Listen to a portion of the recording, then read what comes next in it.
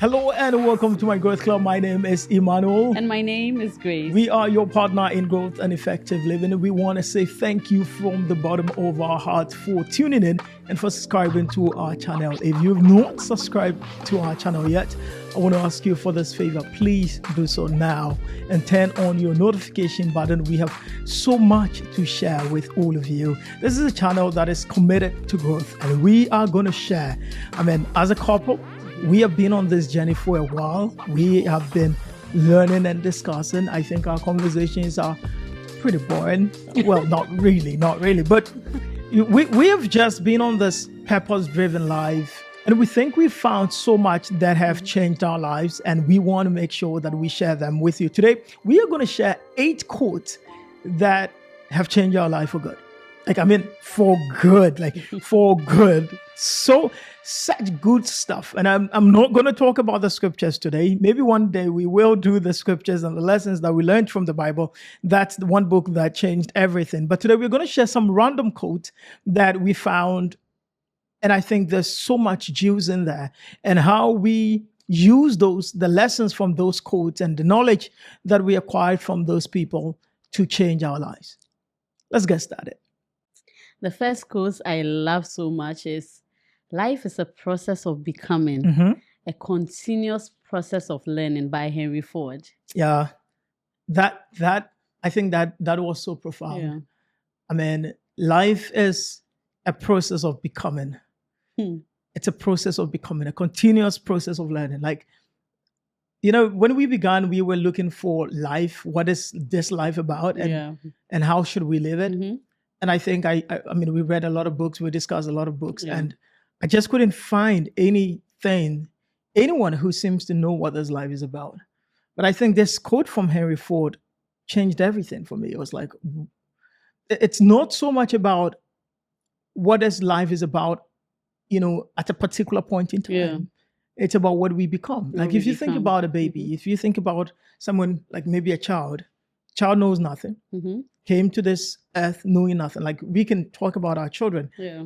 Nothing, completely blank.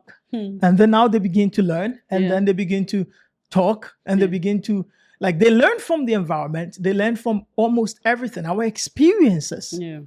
That's everything, because what we do not learn, we just don't know. That's true. And I think that who we are, what we do, and what we don't do is just what we know and what we don't know. That's true. And that's through what we've experienced in life. Whether negative or positive. Yeah. And so that has really changed us, because now we put premium on experience. Yeah. We don't disregard the experiences of our past. Yeah. We are able to talk about them openly. We're able to have very honest and frank conversations on our experiences. How you grew up, where you grew up, your family, who you are, and the way you see things, the way you do things. Yep. And I think a lot of times we just kind of hide our past from ourselves. Some people don't even want to go there. I get that, but but when you're in a pursuit of growth, right, regardless of the experience you've had, whether positive, whether negative, like we state in our journal, it's very important for people to explore certain key experiences, things that have impacted their lives. Yeah, positive and negative. Positive and negative, because when you are someone who has a growth mindset, who, like Henry Ford said, a process of becoming. So if you want to become something better than you are today, you would practice gratitude. Whether the experience was good, whether the outcome of a decision you made was good, whether something you did was bad, you appreciate it. It will not be about, oh God, why did I do this? Why didn't I have this growing up? But it's about, what lesson did I learn from it? How is it contributing to who I want to become? Right. And I think that's everything. And some people, especially if you're a couple, you need to. There are people who don't know their spouse. They don't know them. They don't really know them. And we judge people based on who we think they are, rather than who we know them to have been. Or I guess, let me put it this way. We don't judge people based on their experiences in life and their learnings in life. And the opportunities they got. We judge people based on who they are right now. But there's some people who have never experienced some things, and there's no way they will know like that. it's empty. It just doesn't exist in their mind. It doesn't. It just doesn't. Yeah. And we realized this when we started living together, like Yeah. after we married, obviously, because it was like, how are you not able to do this? How are you, how are you this way? How are you that way? And it was just because those experiences never existed for you, and some of them never existed for me. And so now you are able to deal with people with so much grace, because then you become teachable, but then you also become a teacher. A teacher, yep. So you allow people to teach you, and then you are able to teach. And that's why this quote is so profound. So I'm going to share 7 practical steps that we wrote down under this particular quote that changed everything for us. Number 1, explore your key significant experiences and their impact on you. You know, the experiences that you've had that have had significant impact on you. The way you talk, the way you behave, the way you see things, the way you feel, all of them are just not coming from somewhere. They're coming from your environment. They're coming from your experiences. They're coming from your learnings. You want to confront them. You want to explore them. Number 2, you want to reflect on the positive and the negative impact of those experiences.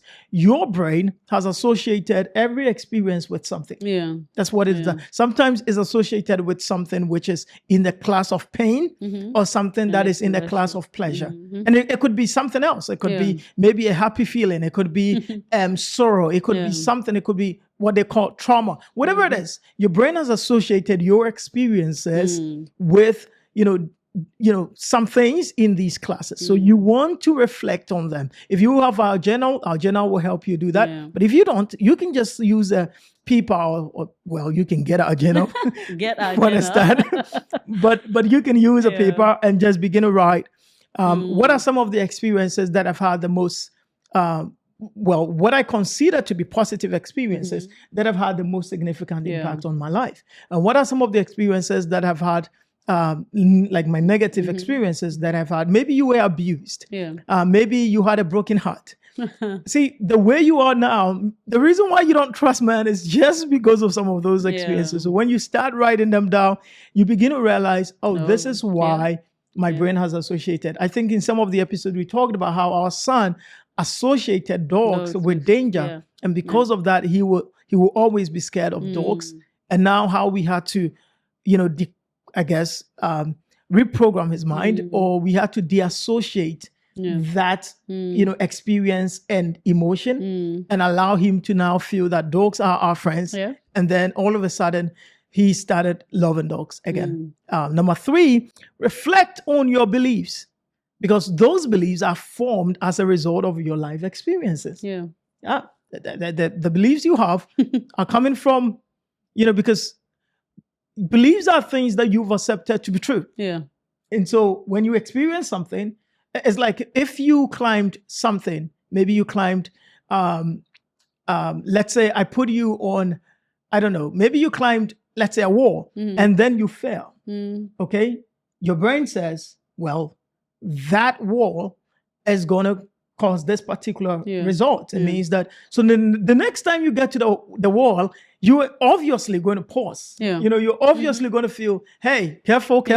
You're going to fall again. So what has happened is you accepted that thing to be true. And I mean, this is, I think, the most basic example I could give, but it applies to almost everything. The reason why some people feel the way they feel is because they've had people who were never faithful to them. And so one event, and immediately you begin to perceive them through the filter of your beliefs that, he's going to do this to me. He's also like that.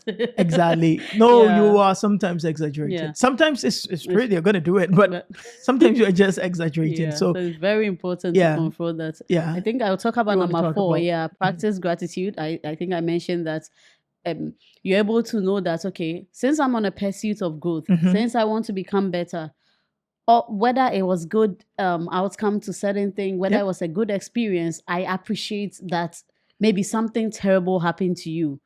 You lost someone, you lost a job. You'll be like, okay, what are the opportunities out there that I can leverage to become better, or I can get something way better? So that's also critical. Number 5, understand that your emotional and behavioral reactions are as a result of your life experiences. That we cannot overemphasize that enough, because the way you react to something, the way you see something, is always tied to your life experiences, the things you've experienced. So if you've been in a family, maybe you came from a family where everything you do, whether good or bad, you're like, oh, keep on, I'm telling you, you will never be able to take feedback, even at the workplace. Like, people will say, okay, I think you can do this better, and you feel like it's an attack on your character and all this. So maybe how you are reacting, and how you feel.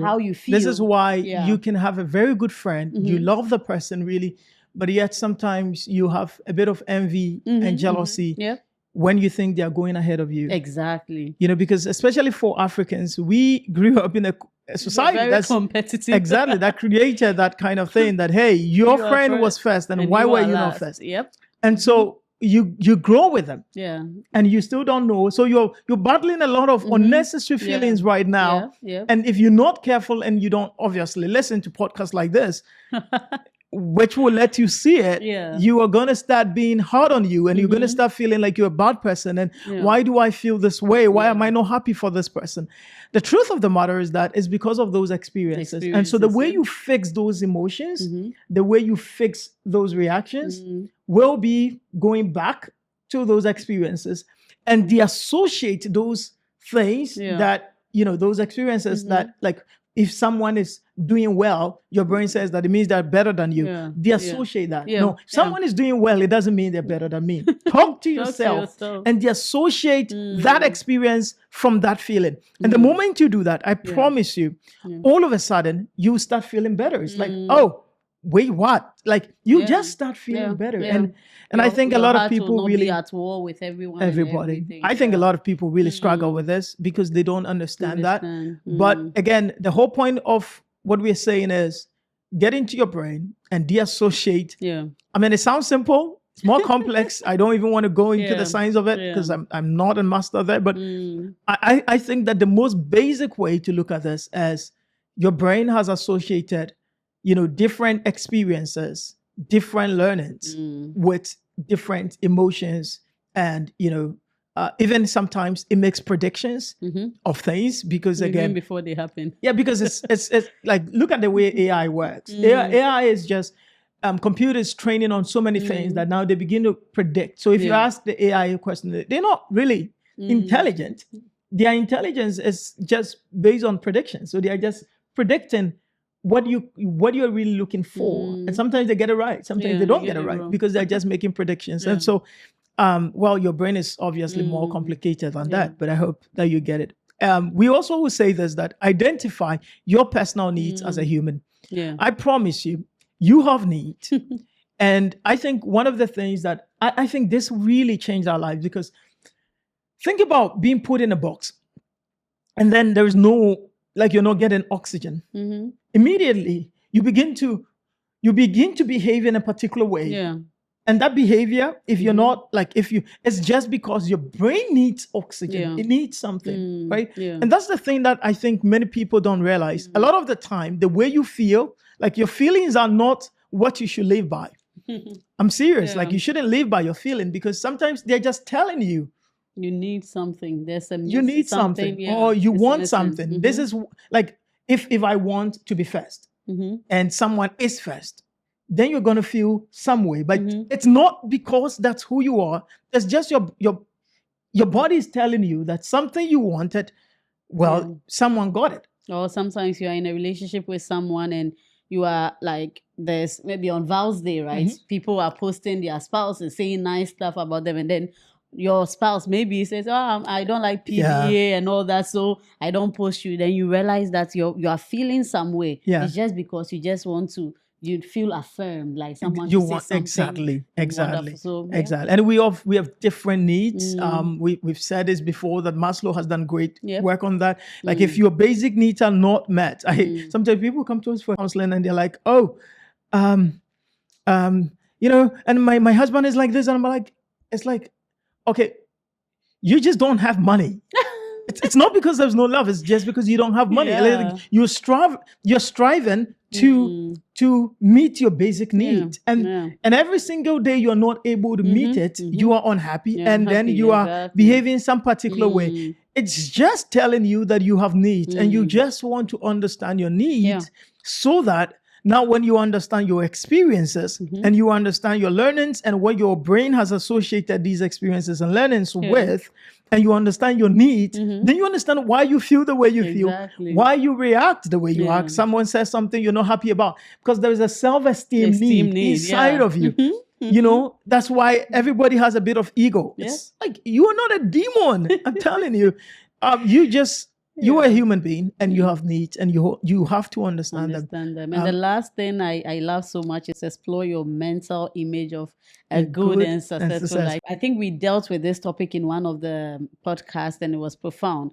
How have you associated, like, how have you defined successful life for yourself? Is it just what you've seen in a movie, or what has your brain actually associated success with? Is it having cars or, you know, having a mansion, having this, or at the core of it, having, you know, growth mindset, you know, having love in your heart, prioritizing your family, your wealth, your health, knowing what your principles are, what principles are guiding. Like, if at the core of it, you love wisdom, you know, you have a why for everything, living a purposeful life. It's what is important to you. Maybe your family is flourishing. Like last time in the episode, you said when you wake up and you feel like your heart is not at war with anyone, then you feel good. You feel like, you know, that's something. So it's very critical for people to important, you know what a good and successful life is. Your brain, there's a mental image of a good and successful life. I'm telling you, whether you are conscious of it or not, it is there. Maybe, like you talked about movies, like maybe you've seen them through movies, maybe you saw through people you admire. It's there. So for some people it's fame and power, some people it is you know, material things, some people it's beauty, whatever it is. It's there, and you want to make sure that you bring it out and you confront that. Is it true? We will share with you, even as you can see on the screen. If you're listening to us on Apple Podcast or Spotify, you may not see it, but those watching on YouTube, you can see on the screen how we came about. You know, like we had to kind of throw away a particular mental picture of life we had, which is the staircase one that you see on the screen. Probably if you've been following us, you've seen this before. And the new one that we call the state of flourishing. We are not looking at success as things we acquire and just those kind of things, but it's a state of being.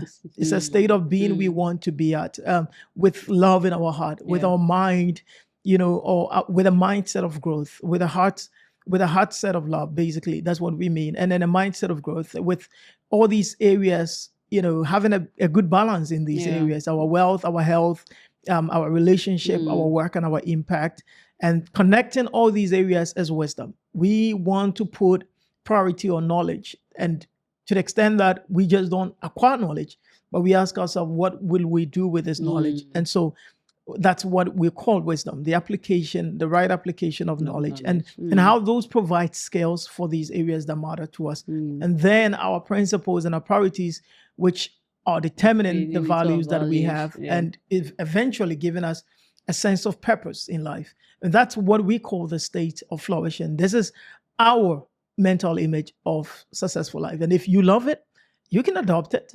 It's also in our journal, and you can get our journal on Amazon. Let's go to point 2. Beliefs are the compass and maps we use to navigate and make sense of the world. Scott Young. Absolutely. You know, I was worried, like whenever there is an incident and I see two people for the same incident. So like this week, there was an incident at the Oval Office where President Trump and Zelensky and J.D. Vance were having a conversation, and the same event, like so many interpretations of the same incident everybody saw, and I was shocked. I'm like, how do we all see the same thing and yet perceive them from different point of views? Like, obviously makes sense, because if we're all looking at something, we are looking at it from different point of view. So someone can say this one looks like this, someone says this one looks like that, this one looks like this one is flat. The other one says, no, it is tall. Then the other person says, no, it is flat, it's tall. And, you know, but the whole point of it is that we are all looking at them from a particular lens. Everything. Or we are looking at it from a particular position. Those two are important. it's the same way you can wear a lens that will show you that this thing is concave, and then another one will say this one is convex. It's like two things are important: the position the person is looking at something from, or I call it the point of view of the person, or their lens. And beliefs, like Scott Young is saying, it's like that. It's like a compass. It's like a map that we use to navigate and make sense of the world. But I also think that is like a lens through which we see everything. Yeah. When someone believes something, like, do you realize that if someone does not believe that there is God, all of a sudden their interpretation of things in the world are completely different. Yep. If someone believes that a lot of people say, I don't like this marriage, I don't like these people, I don't like that. They don't even own them. They don't like them because they believe that maybe there is a God who has laws, and the laws, found God's laws are maybe forbid these things. And because they believe that, they have hatred for people who engage in that. And then there are people who don't believe that. So they don't have any hatred. And then there are those in the middle who says, listen, there is a way you can understand people. And I think that's what this is about. Our beliefs significantly impact our life. We have shared the identity behavior cycle, and we've talked about this. And if you've not watched those ones, go watch them. I think one of the things that we said is everybody's trying to anchor their value on something. Yeah. And because of that, we believe that we are something. Because what we believe we are, some people say, that's my identity. No, I think, well, of course, that's your identity to your mind. That's not what we are, but what we believe we are. Yeah. And so if someone says, I believe I am this, I am that, I am that, I am this, I'm that, then all of a sudden, everything else, begin to follow. So if someone says, I'm a guy, but I believe I'm a woman, then they begin to behave that way. Yeah. So they want to do a surgery. They want to do stuff.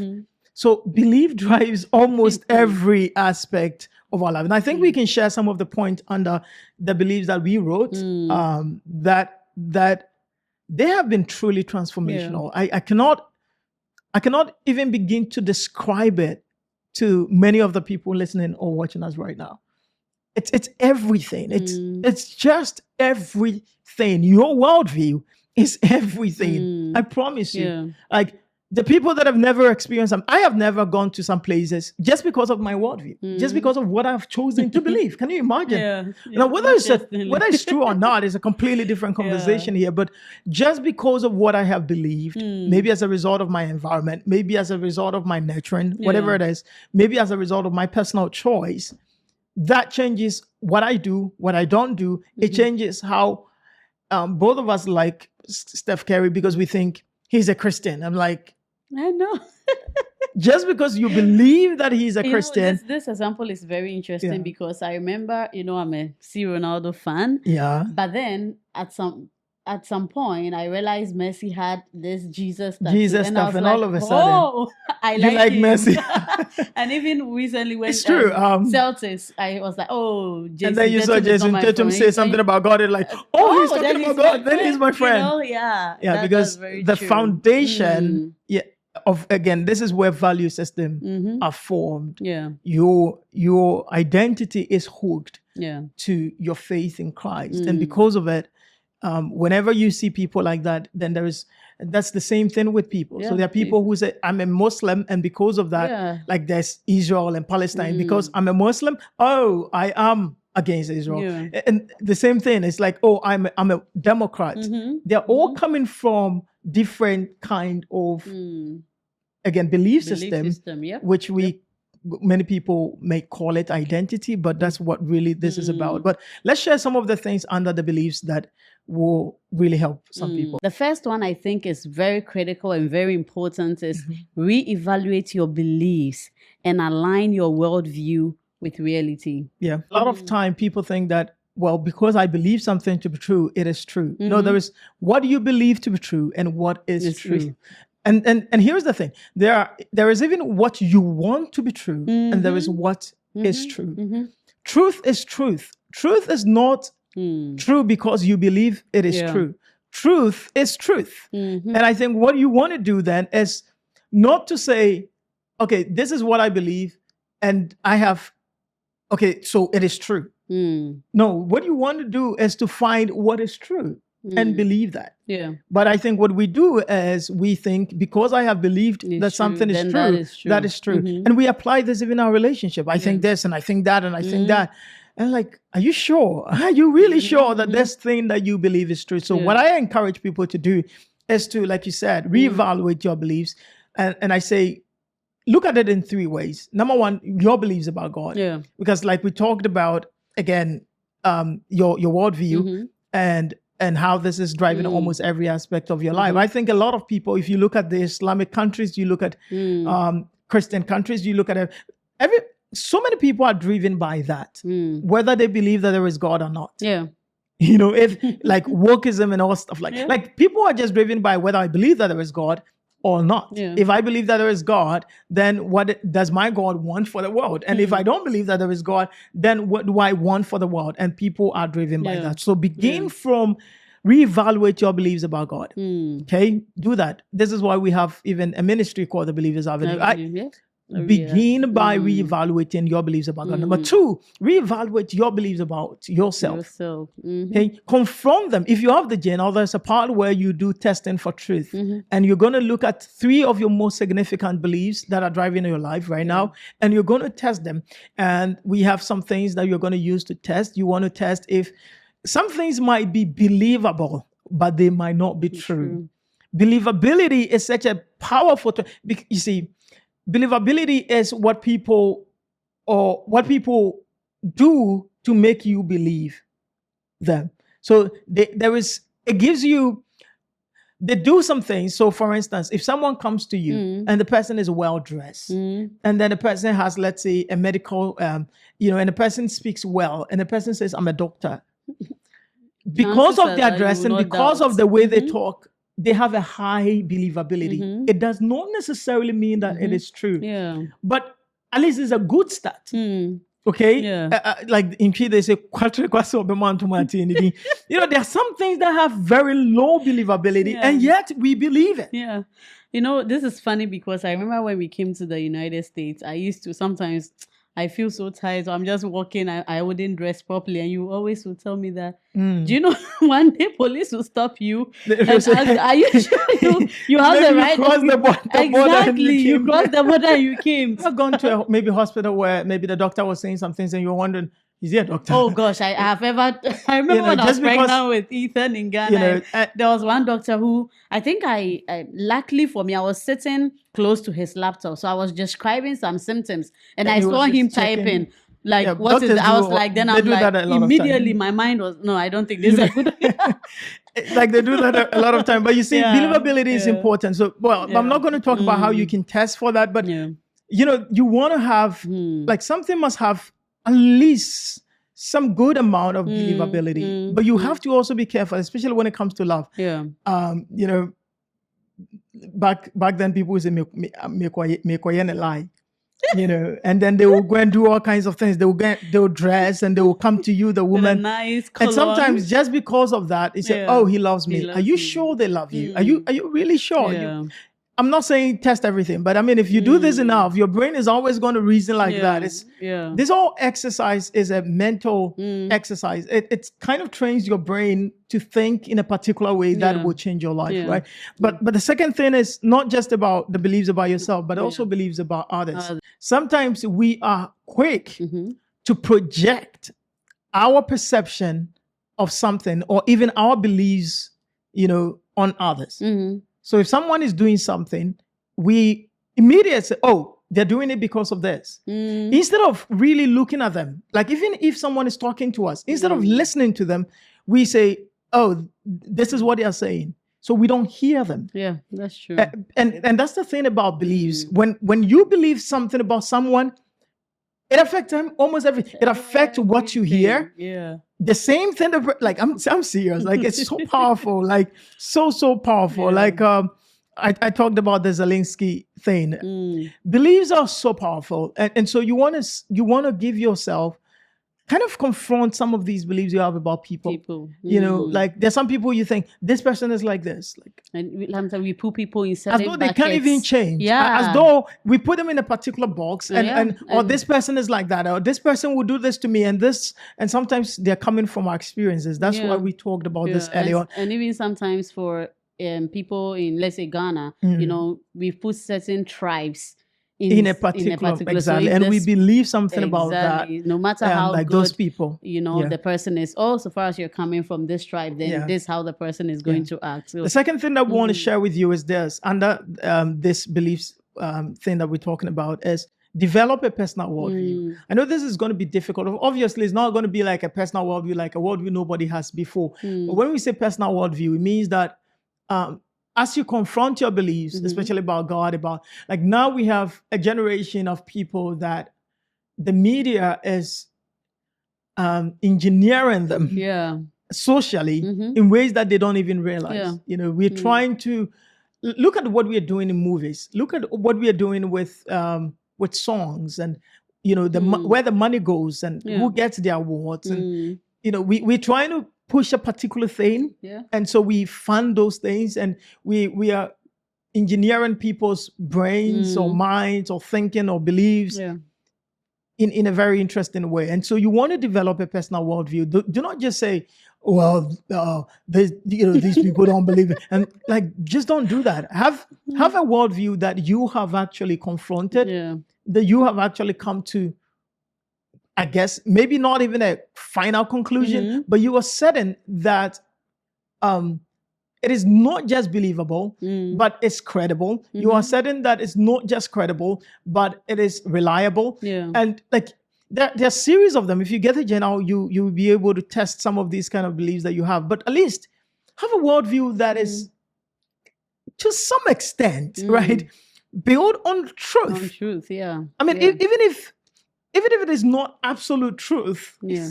it's something you close to question. truth. And- Something yeah. like not just because your parents were in that religion, or not just because you yourself were born into the religion. I've said this before. There was a time that I didn't go to church for a very long time, and those were moments where I was just asking myself some questions, and I had to learn, and I had to question some things, and I came to realize that what I found to be truth was not even what my parents believed. So even though we are like all Christians, what I believe and what I came to realize about the Bible was completely different from what even their church, was teaching. And so you want to come to that point. Number 3, examine the sources and the impact of your current beliefs. Where are these beliefs coming from? Examine them. Another key lesson is identify your limiting beliefs and thoughts. Yeah. This is very critical. very What are limiting beliefs? They are like assumptions and perceptions that limit a person's ability to achieve your goals, achieve your vision, or even grow to be better. And these are shaped by so many things: childhood experiences, some past failures, some, societal norms and other things. Even from the devil. Even from the like devil, you right? really, you're watching something on social media, and then their thoughts coming to you. People and, tell themselves that, oh, I cannot take this, I cannot be better, I cannot achieve this because I'm a woman, I cannot do this. All these are limiting beliefs. People even have believed certain things. When it comes to relationship, they will say, oh, all marriages are good in the first year, subsequently. So even when things are going wrong, oh, okay, this is what that's we exactly believe. what's going to happen. These are the things we believe. So it's very important to identify what are some of the things limiting me. In fact, for my Christian brothers and sisters, some people have even believed, I'm not saying they are not true, but like some people have believed at the core that there are some generational curses that are following them, that if they are taking certain, they want to reach certain heights in life, they see a small, maybe failure coming there, and it's like, oh, then they are not able to achieve the heights they want to achieve. We have to confront these beliefs by replacing them with empowering beliefs, things that, important. make you better, things that regardless of the failure, regardless of what you are seeing, regardless of anything, or regardless of the norms or the status quo, you are able to break through. Yeah, so important. I mean, the many things that really limit us. And the last thing under this point is acknowledge your life expectations. With beliefs come expectations. That's true. This is so powerful. Because when you believe something, Mm-hmm. if I believe something about you, Yeah. if I form some beliefs about you, Mm-hmm. they come with a particular expectation, whether good or bad bad. expectations. So I'm expecting you to do something. Mm-hmm. Mostly when you don't meet up to those expectations, I'm frustrated, I'm Yeah. worried. A lot of your frustrations are going to come because your expectations are being disappointed. Yeah. When you have some beliefs about marriage, when you have some beliefs about maybe your life, when you have some beliefs even about life. Some people think that nothing bad will ever happen to them. Then when something bad happens to them, it's like, your beliefs are the problem. When you deal with the beliefs, you can now deal with the expectations. Expectations are following those beliefs. Every belief you have. So there are people that believe just anything and they quickly, they say it's an opinion. It's just not an opinion. Yeah. It's just what you have actually influenced by believed what in. you And believe, whatever you have believed determine a particular expectations you have. There's so many people think that maybe Trump is this and Biden is this, and they have some expectations. They actually think that guy is going to destroy people, and that's the same thing with when people thought maybe Biden is this and Biden is doing that. People's expectations in life are often as a result of the beliefs that they have. That's and so true. if you can acknowledge those expectations you have, and then and begin to confront those expectations, by confronting those beliefs that are, I call them sponsoring beliefs. These beliefs are sponsoring those expectations. There is a reason why you cannot forgive someone who wronged you. Yeah. I'm serious. It's just because of some things that you've believed. And I think if you deal with those beliefs, you're going to deal with a lot of things. That's well, true. this is all time will permit us. I think it's been a fruitful conversation. Yeah. We could only talk about 2 of the quotes. Can you imagine? Yeah. But we have more to share with you. Next week, we're going to continue. We're probably going to look at 2 others, and then we will keep on till we are done. And so I don't want you to miss it. If you've not subscribed to our channel yet, go ahead and subscribe right now to our channel. And our Notion system is there. If you need a system that will let you manage your life, bring life is stressful. We just want to make sure that we share as much so that you can, perhaps it can just help you. Life is tough and stressful, and I want to believe that if you can have tools and knowledge, and systems that will help you manage things, then things are going to be much easier for you. So get our Notion system. Visit mygrowthclub.org. You'll find them there, or visit notion.com/@mygrowthclub, and you'll find a lot of systems that will help you, digital systems actually. And if you want, our journal is on Amazon. The link, you will find the links right in the description. Do have a wonderful weekend, and thank you really for being here. Thank you, my love, for doing this with me. See you another time. Bye-bye. Bye.